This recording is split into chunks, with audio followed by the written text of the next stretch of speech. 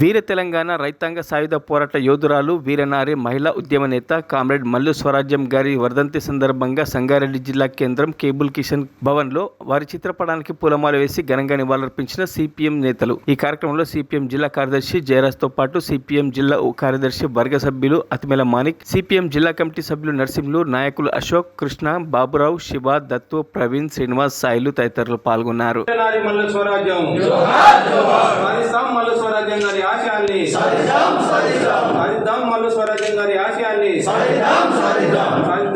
తెలంగాణ సాయుధ రైతాంగ పోరాట యోధురాలు కామ్రేడ్ మల్లు స్వరాజ్యం గారి యొక్క 2వ వర్ధంతి కార్యక్రమానికి విచ్చేసిన సిపిఎం పార్టీ జిల్లా కార్యదర్శి వర్గ సభ్యులు కామ్రేడ్ మాణిక్యం గారు, జిల్లా కమిటీ సభ్యులు కామ్రేడ్ నరసింహులు గారు, ఇతర నాయకులు, ప్రజా సంఘాల నాయకులు అందరూ కూడా పేరు పేరున సిపిఎం పార్టీ జిల్లా కమిటీ తరఫున ఉద్యమాభినందనలు తెలియజేస్తా ఉన్నాం.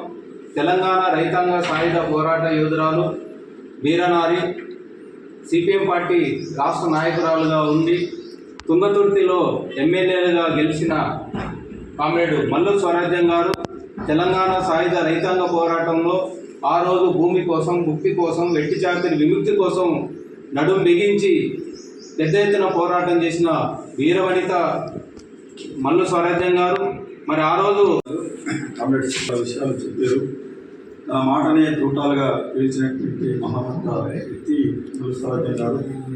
ఆ రకమైనటువంటి పోరాటం ఈరోజు వెట్టి చాకిరి నుంచి విముక్తి కోసం జరిగినటువంటి మహత్తరమైనటువంటి పోరాటం, మట్టి మనుషులను తీర్చిదిద్ది తిరుగుబాటుకు దొరల మీద, దొరల గడిల మీద తిరుగుబాటుకు చైతన్యం విసుగొలిపినటువంటి నాయకురాలు వీరనారి ఐలమ్మ గారు. అటువంటి యోధురాలు ఈరోజు అనేక ప్రజా ఉద్యమాల్లో ఆమె ప్రత్యక్షంగా పాల్గొని ప్రజల్ని చైతన్యం చేసి చివరి గంటం తుది వరకు కూడా ప్రజా ఉద్యమాలతో మమేకమై తన పిడికిలు బిగించినటువంటి ఒక చరిత్ర సృష్టించినటువంటి కామ్రేడ్ మల్లు స్వరాజ్యం గారు. ఆ రకంగా భవిష్యత్తులో మనం జరిగే ప్రజల కోసం నిర్వహించేటటువంటి పోరాటాలే మనకు నివాళులు అర్పించడం అవుతుంది.